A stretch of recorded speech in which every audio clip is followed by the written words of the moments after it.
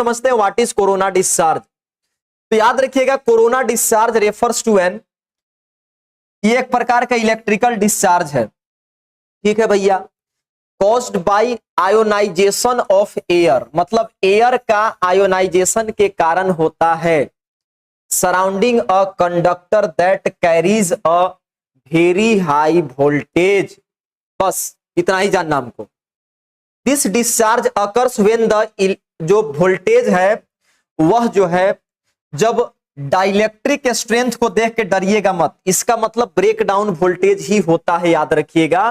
तो जब कोई पदार्थ अपने ब्रेक डाउन वोल्टेज पे पहुंच जाए तभी यह घटना आपको देखने के लिए मिलेगा। भाई साहब ध्यान से इसको समझ लीजिएगा, इसको अच्छे से समझ लीजिएगा, इसको अच्छे से जान लीजिएगा सब लोग।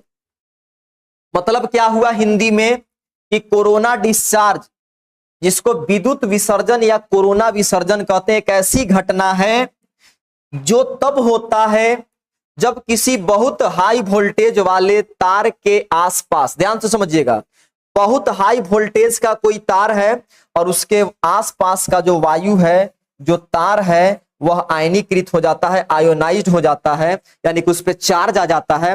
तो उस कंडीशन में जो है हमको कोरोना डिस्चार्ज देखने को मिलता है। डायग्राम के साथ मैं बताऊंगा, लेकिन पहले समझाता हूं।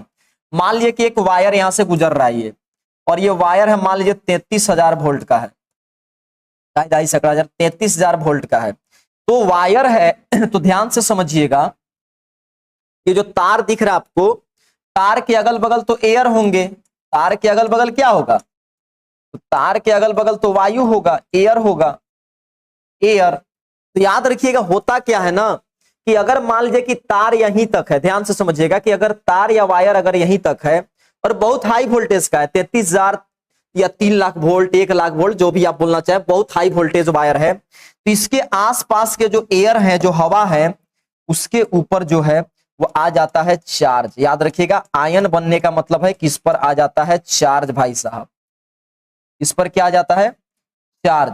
और जब इस पर चार्ज आ जाता है तो इस हवा से भी हो जाता है करंट फ्लो होने लगता है, मतलब यहां से करंट निकल करके, ध्यान से समझिएगा, यहां से जो करंट है वह इस हवा में भी जाने लग जाता है और आपको चिंगारी की तरह दिखता है। ये वाला याद रखिएगा, जब बहुत हाई वोल्टेज वायर के अगल बगल का वायु क्या हो जाता है, तो याद रखिएगा वह आयनीकृत हो जाता है। आयनीकृत का मतलब क्या होता है, इंग्लिश में इसको बोलते हैं आयोनाइज्ड, कहीं लिखा हुआ होगा आयोनाइज्ड हो जाता है, याद रखिएगा।